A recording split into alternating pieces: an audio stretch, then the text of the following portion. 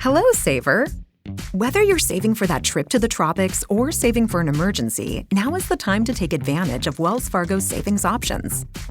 Wells Fargo offers savings accounts that can help you save towards your goals.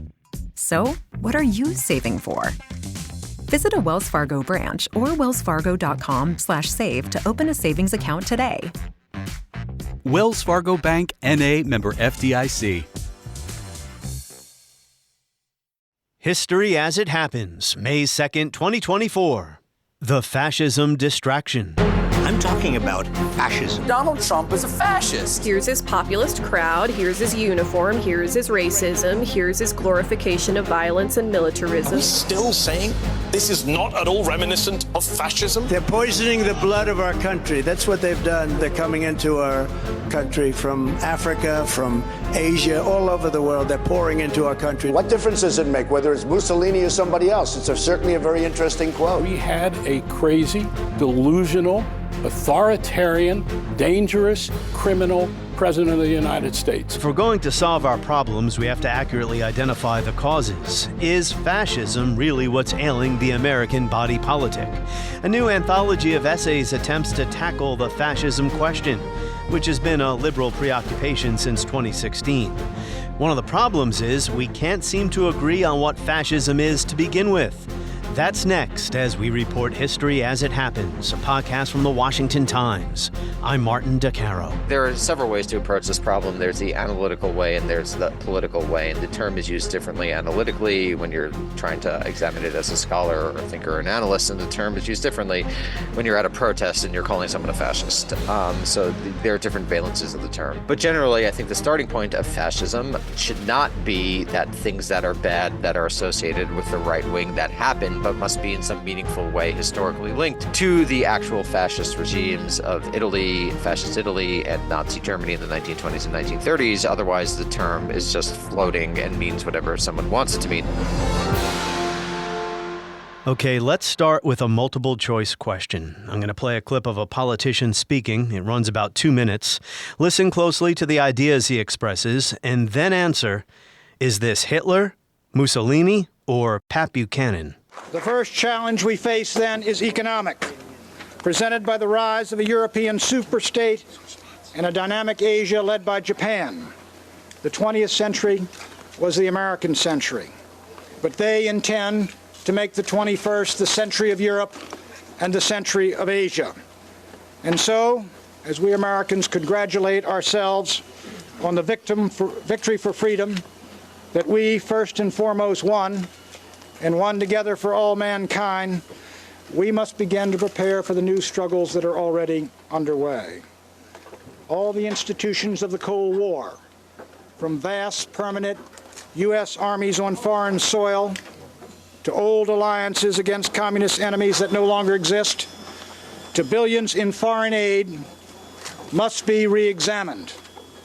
With a $4 trillion debt, with the U.S. budget chronically out of balance, should the United States be required to carry indefinitely the full burden of defending rich and prosperous allies who take America's generosity for granted as they invade our markets? Now, whenever there is a natural disaster anywhere in this world, from Kurdistan to Bangladesh, we Americans will be there, and we will be there first with aid and relief. All right! That is our tradition. It is a tradition that will never change. But it is time to end these routinized annual transfers of national wealth to global bureaucrats who ship it off to regimes who pay us back with compound ingratitude. It is time to phase out foreign aid and to start looking out for the forgotten Americans right here in the United States. So today we call for a new patriotism, where Americans begin to put the needs of Americans first. For a new nationalism, where in every negotiation, be it arms control or trade, the American side seeks advantage and victory for the United States.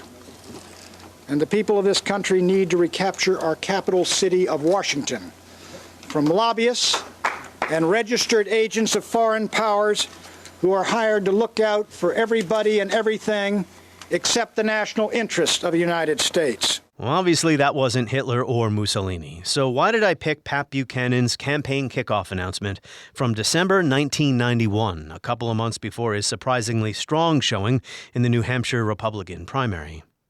Well, here's why. Buchanan's populist message, his economic nationalism, and what some refer to as isolationism, although I'm not sure that's the right term. But you get my point. He represented a right-wing populist constituency that a generation later would help Donald Trump reach the White House. Context is critical. Buchanan was speaking at a certain moment in time. The end of the Cold War, the so-called end of history. Free trade, free markets, democracy on the march. Now, of course, in those days, people like Buchanan were worried about Japan, not China. So we shouldn't overdo the comparison. But the point is, Donald Trump is the product of American politics. He's not some alien or unique force whose origins can only be explained by rummaging around interwar Europe. In other words, Trump is not a fascist, even if you think he sounds like one. We will drive out the globalists. We will cast out the communists, Marxists, fascists. We will throw off the sick political class that hates our country. We will rout the fake news media. We will evict Joe Biden, crooked as you can be. Joe Biden, the worst president in the history of our country. We will evict him from the White House. Wait a second there. Trump says he wants to get rid of fascists too. Maybe that wasn't the best soundbite to pick. Well, Trump is not a fascist just because he holds large rallies either. You want to see a real fascist rally? As the historian Roger Griffin, a semi-frequent guest on this podcast, tells us, check out the rally of the Silver Shirts at Madison Square Garden in 1939. A giant portrait of George Washington flanked by swastikas, the lines of American and Nazi flags, serried young men in uniform. It feels and looks regimented, disciplined.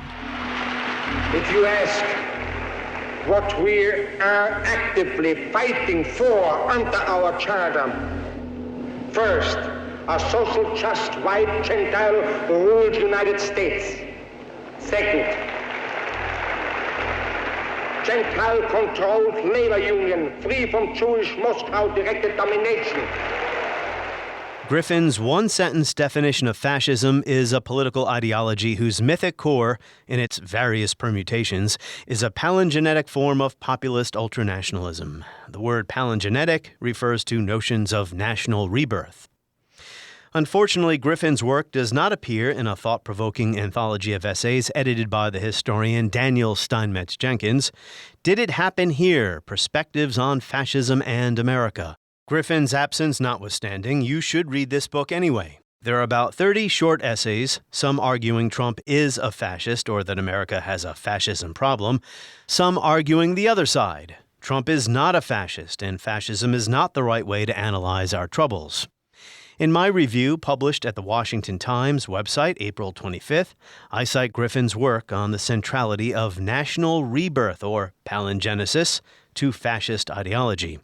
As I wrote, fascists seek a political and social revolution, not to return to the days of yore or a nebulous time when America was great in an ultra-conservative reactionary spirit, but to create a new order led by new men.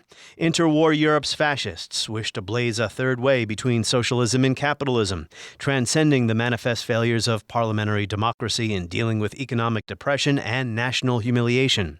Fascists mobilize rather than suppress revolutionary populist impulses in order to create an alternative modernity that is anti-liberal and anti-Marxist. And the key word here is revolutionary.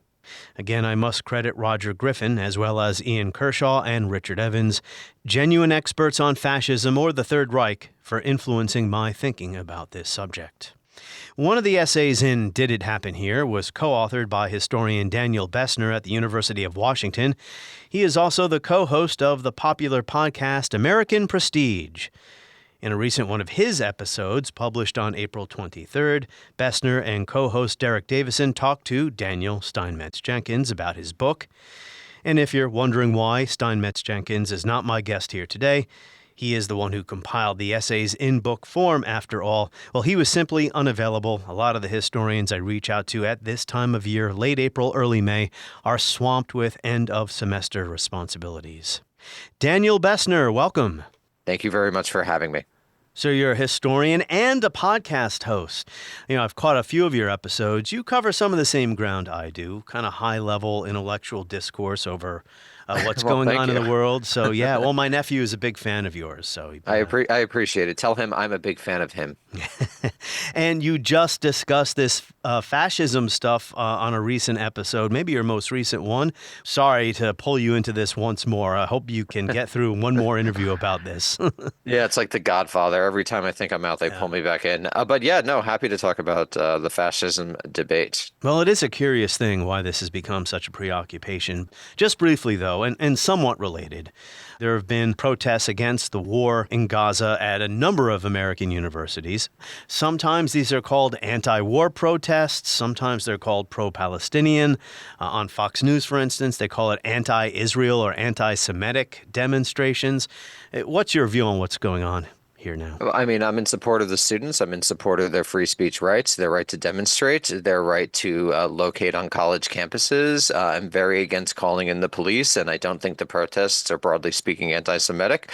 They want to end the United States' support for Israel in its war against Gaza, and I imagine they also want Israel to, I know they also want Israel to stop doing ethnic cleansing in Gaza. So I'm in favor of the protests. I think those are the right positions. I don't think this is in the interests of humanity in the short, medium, or long term. And I hope they succeed in forcing their colleges' hands. And it's pretty shocking how inept college administrators have been, which suggests something about how college administration is chosen, the decline of faculty governance, and a bunch of other issues related to the history of higher education in the last several decades. For years, I tried to argue with people on the left, and I consider myself well, I guess you would say I'm a spineless moderate liberal, but I tried to tell people on the left that this cult of safetyism, speech is violence, certain ideas are too dangerous to be allowed sunlight, that this would be turned against protesters on the left at the first opportunity. And alas, we're seeing that now. I don't feel safe on campus. I find these demonstrations threatening. Chants like Free Palestine or From the River to the Sea, depending on who's saying it. I mean, these could be interpreted in a number of different ways. But some folks are saying, well, these are threats, and therefore you do not have a right to say this. Do you agree with me on that? It's funny. I talked about this at the very beginning after October 7th on the Glenn Lowry podcast, this whole issue of safetyism.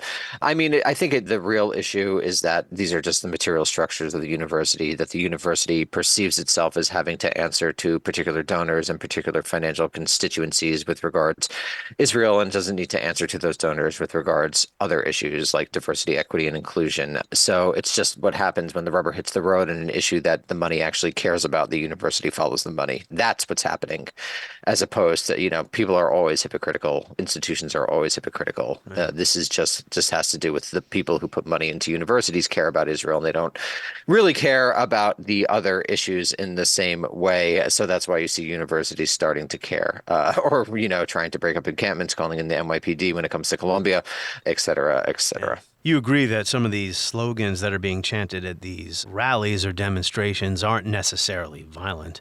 I mean, From the River to the Sea might be a call to get rid of the state of Israel, but it also might be a call to have a country where everyone can live with rights. Or, it might be a call to get rid of the Palestinians. I believe it was in the Likud charter that term was first used. So, the term has different meanings, but when it comes to Palestinian protests, it has a long history in my understanding. I'm, again, no expert, so I'm picking up things in the last 6 months to a year, but I don't read that as inherently anti-Semitic. Yeah. It was also a song sung by Irgun, the Jewish militia or armed defense group. league. Yeah. The Irgun. It's so funny. Like, I grew up speaking Hebrew. It's just listening to people speak there. It's like haaretz. No, haaretz. It's like, oh God, come on, everyone. Let's get our little Hebrew in here. Yeah.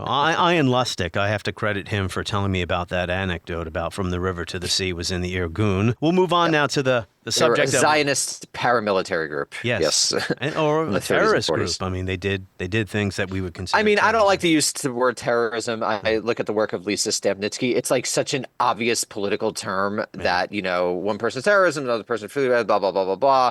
I don't think it's very useful analytically. I understand why people use it. It refers to a particular embrace of tactics and even to some degree strategy. I just don't think it's a very useful term when you're actually trying to understand something analytically. And the book by Lisa Stepnitsky really goes into why. I'll have to pick that one up. Yeah, I mean, obviously the word's become extremely politicized, where it almost has no meaning anymore. Kind of like fascism. Well, it refers to a tactic. Yeah, right? it is. It is a tactic. And part of an ideology, certainly with Al-Qaeda. I mean, it was part and parcel of what they were doing. But not to get sidetracked on that. How does Daniel Bessner define fascism? Well, I think there are several ways to approach this problem. There's the analytical way and there's the political way. And the term is used differently analytically when you're trying to examine it as a scholar or a thinker or an analyst. And the term is used differently when you're at a protest and you're calling someone a fascist. So there are different valences of the term. But generally, I think the starting point of fascism should not be that things that are bad that are associated with the right wing that happen, but must be in some meaningful way historically linked to the actual fascist regimes of Italy, fascist Italy, and Nazi Germany in the 1920s and 1930s. Otherwise, the term is just floating and means whatever someone wants it to mean. So I define it in a particular way that's linked to the historical moment in which fascism arose. I think it's a movement that is born of the failures of World War I, the mass death experience of World War I, the particular stage of mass politics that existed in the 1920s and 1930s, were before there were fully developed modern states, novel use of what were then new technologies like the radio in particular, where leaders could speak directly to an inchoate but forming mass public. And there's a bunch of different features about this classical European fascism that one could define in, the checklist, the checklist fascism debate, as I call it.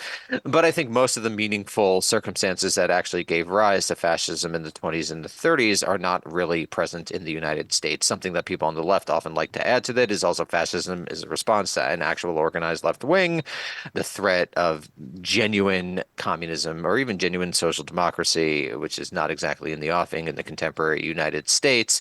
And for a bunch of different reasons, I don't think that it's meaningful to actually try to understand what's going on in the 2010s and 2020s United States by analogizing it to 1920s and 1930s Central and Southern Europe. And in your essay in the anthology titled What's in a Word that you co-wrote with Ben Burgess, you also argue against calling what happened on January 6th a coup. I'm with you there. It was not a coup, regardless of what some people in the mob might have thought they were doing. It could not have been a coup.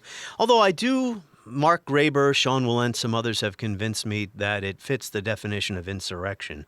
Either way. Sure. Okay, so it fits your random checklist definition of insurrection. Wonderful. I mean, that's a political move. That's not an analytical move. Well, I think it's important, though, legally speaking. I don't think it's that important, legally speaking. I think law is epiphenomenal of real power relations. So what's your argument? Obviously, I want people to read the book, but you can say it here, against calling it a coup. Why is that important to not classify it in that way? I think it overstates what was actually happening, and I think there was no chance of it succeeding for a variety of reasons, mostly because the military is not behind Donald Trump, and most successful coups need to have military support. You also say here, when Hitler was appointed chancellor, for example, he said about destroying democracy, outlawing opposition parties and independent labor unions, murdering and incarcerating political enemies, and legally stripping Jews of their rights. Hitler and Mussolini, you say, also both came to power at the head of street-fighting mass movements that were filled with combat veterans and that cut their teeth terrorizing Jews, socialists, communists, and trade unionists. And I mention this because, at a superficial or just maybe the characteristics of fascism, right? People can draw comparisons between what we saw on Jan 6 or just under the 4 years of Trump's presidency. Just because something might look like what a fascist did or sound like something a fascist might say doesn't make it fascist at all and really abstracts what fascism is, which I think fundamentally is a political ideology first and foremost. It abstracts us from its historical context, and it's really a bad endpoint to understanding our problems today. But I don't think it's a terrible starting point. How do you feel about that? Just to get to your point about language, I mean, this is where a lot of the pro-fascism side focuses upon the language and rhetoric of someone like Trump or other right-wing leaders might sound somewhat similar to the language and rhetoric used by Mussolini and Hitler in the 20s and the 30s, but there's also antecedents from the United States that precede them.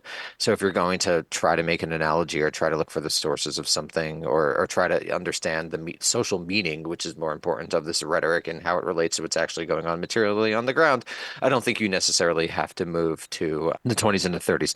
In terms of starting point, sure. I mean, I guess it depends on the person. As far as an analytical tool, right, we are seeing anti-liberalism.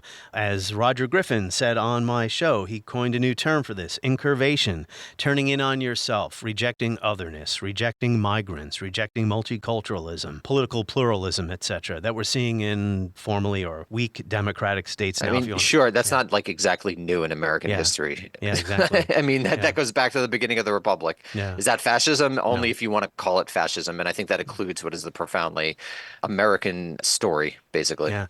I brought up at the very top of our conversation here how this liberal preoccupation with fascism, beginning with Donald Trump 2015, but there have been scholars on the left, black scholars, Marxist scholars, who've been following the development of fascism post-1945 in this country, even before World War II.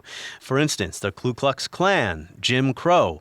What are your thoughts on that people tradition? often bring up the black radical tradition. When I read these figures, I think they're saying like things that happen in the United States sure do look like things that happen in horrible Germany, right? That's not a fascism analogy.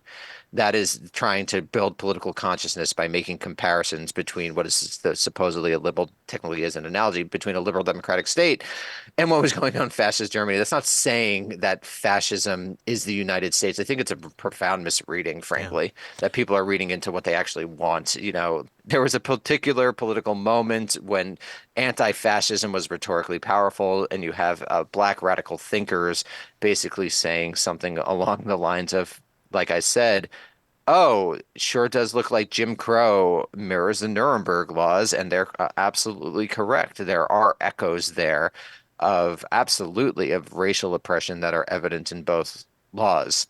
But I don't think that's what people are claiming today when they say Donald Trump is a fascist. Mass incarceration, the war on drugs, those have been thrown into the ICE. I mean, ICE is the most Gestapo-like organization in U.S. history. You hear a lot less about it now that Biden's in power than you did under Trump.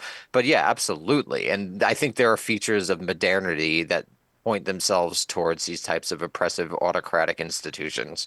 Absolutely. That's not saying that this is fascism in the sense that people mean it, which is that it's like Hitler's Germany. Yeah, and even if there are rhymes and resonances.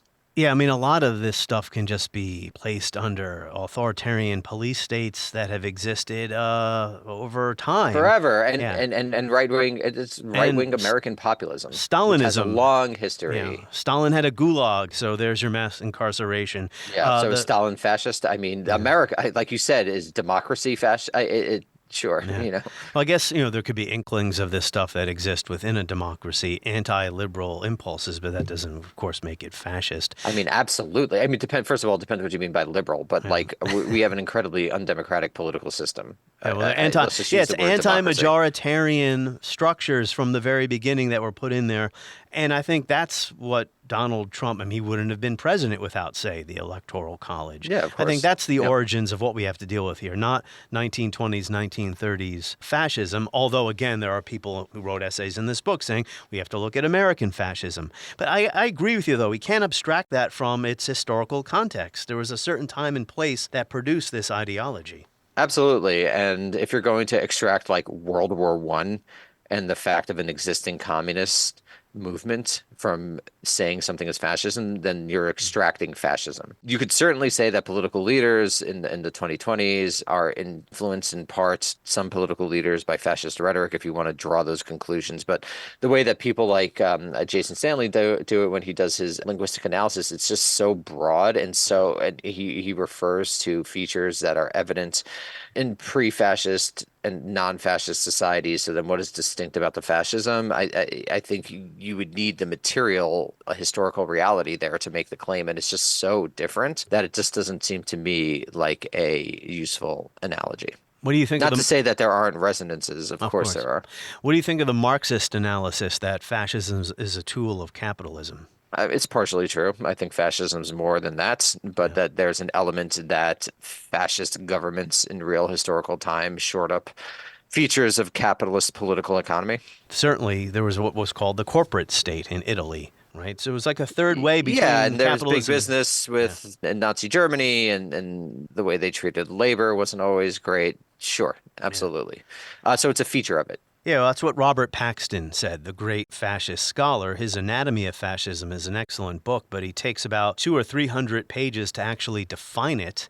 He also said fascism is as fascism does. Well, I think what he's getting at there is that fascism was not like a very developed political ideology. You know, like who was the main Nazi one? Was it Alfred Rosenberg? Yes. I believe was the main fascist theoretician. It's just not like liberalism in particular, socialism obviously with Marx, and communism and left-wing thought. It just never had a robust ideological development because it was such a response to material circumstances that to, again, extract fascism from those material realities, historical realities, is to thereby make it not fascism. We can't get too entangled in ideological debates because there was no great or group of great fascist thinkers and theorists here, although there were ideologues who wrote quite a bit about this.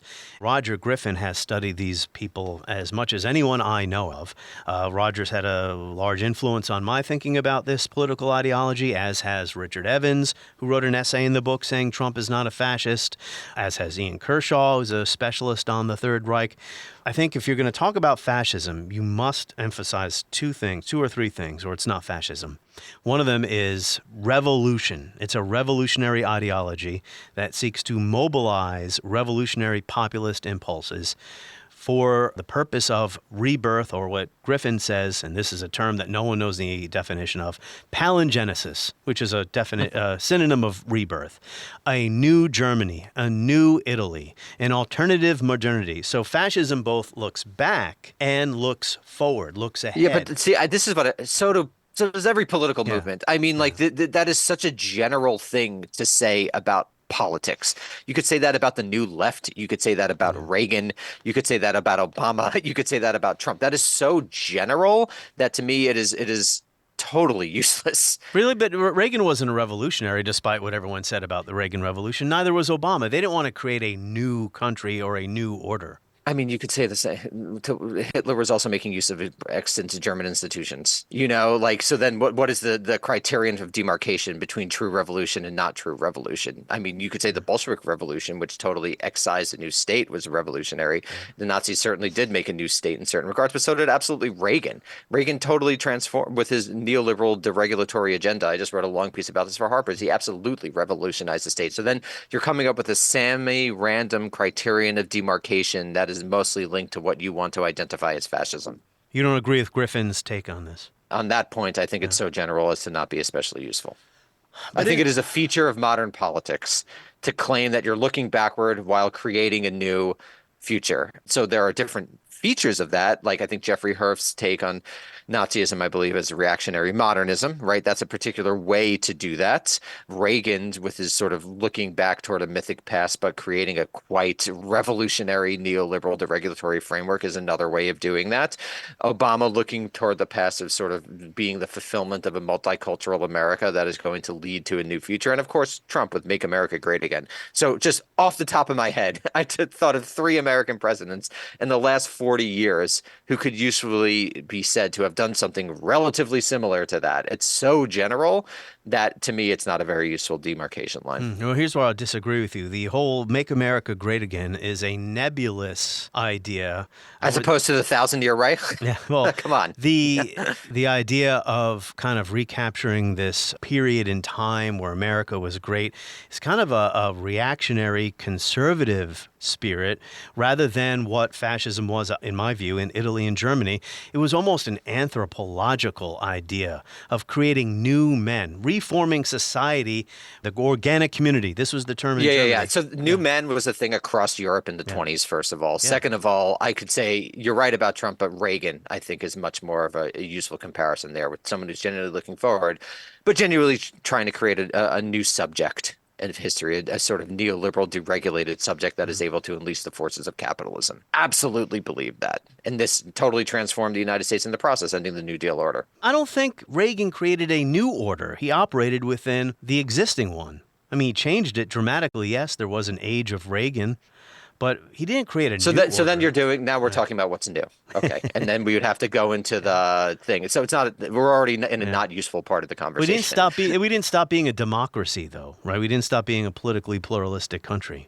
What do you mean by democracy? I mean, I would say over the course of the 1940s to today, we've become a procedural democracy at best, and that we've eliminated visions of democracy that were very prevalent in the 20s and the 30s about social and economic and cultural democracy for a variety of reasons. So now we're getting into terminological debates because this isn't a very useful way to understand this.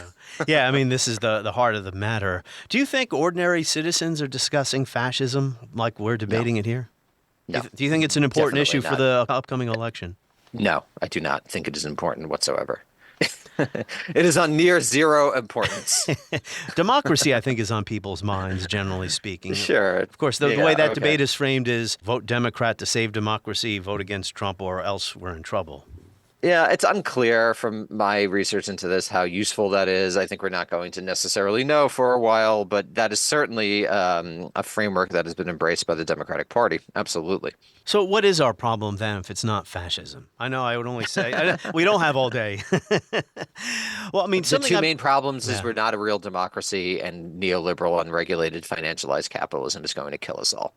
Those are the two main problems. You know that the conservative historian Phil Magnus, who's also very active on Twitter, says neoliberalism doesn't exist. This is just a catchphrase that's used by people like you. What does he say? I don't know. I'm not sure why he says what's the argument? I mean, I have to disagree with him on every single point. Well, have you read Nelson Lichtenstein's latest book about the Clinton years, the Clinton economy? No, I have not. But I'm curious what Phil means by that. Yeah. Does he just mean it's capitalism and it's just unregulated, financialized capitalism can't be usefully referred to as something new?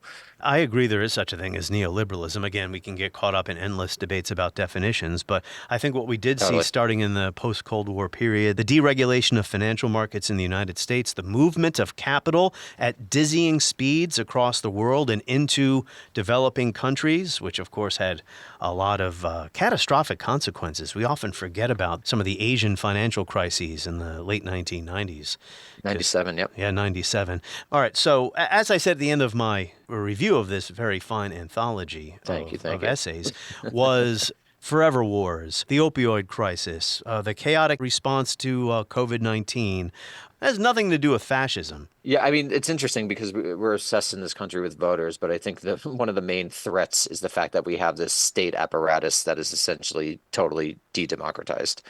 Well, what do you mean by that? A state apparatus de-democratized? Think about foreign policy. Since 1945, we've created a technostructure of institutions, both within the states, like the National Security Council, the Department of Defense, or the CIA, and outside of the state, like the entire structure of think tanks, that has a profound effect on what the United States does in the world, with absolutely no reference to public opinion and only slight reference to congressional opinion. So we have this structure that basically prevents Americans from exerting influence on what goes on in the world. And there was that famous Gillen's Page paper from 2014, which essentially shows business interests shape policy and ordinary mass-based interests don't. So that to me should be a major focus of American politics. But here we're just obsessed with the horse races of elections and electoral strategy and all that stuff, which frankly I don't pay that much attention to. To me, it's not where the heart of the matter is. Man, it's a bipartisan consensus. Neither side truly questions the fundamentals of this sprawling, well, I often refer to as an empire, not necessarily imperialism, boots on the ground, although we have, of course, invaded countries. Hegemonic. And we have 750 military bases, and we have boots on the ground around the world, actually. Yeah, it's different than British or Roman imperialism, but, you know, it's a hegemonic, this idea that we have because we have bombs, baby. You don't have to be on the ground to threaten people like you did. That's the only reason. Well, I mean, British colonialism, British imperialism in India. I mean, we're not doing that kind of project in places. No, we're not doing the same on the. I mean, we are doing it in the 5 colonies we control, but yes, in general, no. I guess there's a lack of public discourse, maybe. I mean, one of my old professors calls it a collective coma. Citizens of an imperial society, their birthright is ignorance. So neither side truly, when I say Republicans, Democrats, questions the fundamentals here. The defense budget's up to almost, $1 trillion a year. We have all these bases. Precisely, yeah. So there are fascists in our country, right? I mean, there are a tiny number of them. I see them as being a tiny fringe movement. There really isn't a fascist for sure. movement. To agree I mean, with. by fascist, you mean like people who like say I'm a fascist? Yeah, genuine, bona fide fascists who... Well, this is the question, right? Could you be a genuine bona fide fascism without a genuine fascist movement? Like on the left, my own side, I'm like, people call themselves communists. What does that mean? It means nothing without an actual international communist movement. So it's just another form of neoliberal self-identification and branding. I'm talking about the communists. I imagine that one could make a similar claim about fascism, like when you're writing from your basement in Ohio, like, okay, I'm a fascist. That's like saying like I'm an Aryan, Arian Christian. This hasn't been a vital ideology for what, 1900 years, 1800 years. I forget. Well, there are neo-Nazis and militia members who maybe you would call them. Part of a broad. Far-right extremist world. Sure. I'm allowed to do it. Yep. Fellow travelers. I'll allow you to say it, rather. It's just how I'm applying a certain definition of fascism, which is the Roger Griffin definition again, and a revolutionary form of populist ultranationalism. And we also have to recognize the centrality of palingenesis or rebirth at the mythic core. But I understand that if I offer a definition about fascism or whatever, and people don't understand what I'm saying, well, then that could be a problem. Well, it's just stacking the deck. It's like when in my own field when they have jobs and they have an inside hire, it's like we want someone who studies the 1960s between 1961 and 1965 in Baltimore, Maryland. Like it could be, a theory. Anyone could do that, but there's actually one person on Earth who does that. It just seems to me like a lot of stacking the deck, and particularly the features that are identified as exclusively fascist are shared by so many other movements. No, it's not shared by the Reagan Revolution, having groups of armed men who survived World War I roaming the streets. That is not shared by Reagan. That's what makes something properly fascist. Paramilitary force, which the Nazis needed until they got into power, and then Hitler liquidated the SA, had Ernest Röhm murdered. The Night of the Long Knives. Yes. And then they basically took over the Interior Ministry, and they did Gleichschaltung and organized the state around their principles. That's absolutely correct. And within 6 months turned what had been a very shaky, but still a liberal democratic society. Of course. Well, that's not precisely true, actually. So between 1930 and 1933, Heinrich Brüning actually made the presidential dictatorship is something along those lines of what it's called. So there was actually like 3 years of pretty intense de-democratization in Germany before Hitler, which people always forget. I agree with that, and I do know that, and I should not have skipped over that. You're right. Brüning was the first presidential decrees. Ruling by presidential decrees. Which also FDR used. So does that make FDR a fascist? Jonah Goldberg, didn't he write a book about that? No, let's not. Yeah, it's silly. Silly book. Oh, that was liberal fascism. Is that what he called it? Yeah, a screed. But to my point about what Weimar had been, I mean, Weimar it never had deep roots. It was hated by the conservative establishment. Communists didn't like it either. You had these bands of militias on the left and right cracking each other's skulls in the streets. But within the course of 6 months, despite the problems under Brüning and von Hindenburg, Hitler and the Nazis turned what had been a very shaky democracy into a police state, a dictatorial one-party police state. That's where I'm talking about new order. Not to get back to that debate again, Daniel, because we'll be here But then all also, day. like, the new historiography is like, actually, there was a lot of things that continued, blah, blah, blah. I mean, like, that is the image of Nazism in the popular imagination. Yes. But in actual practice, it's a lot more complicated. Right. Well, I guess we've solved it then. The United States does not have a fascism problem.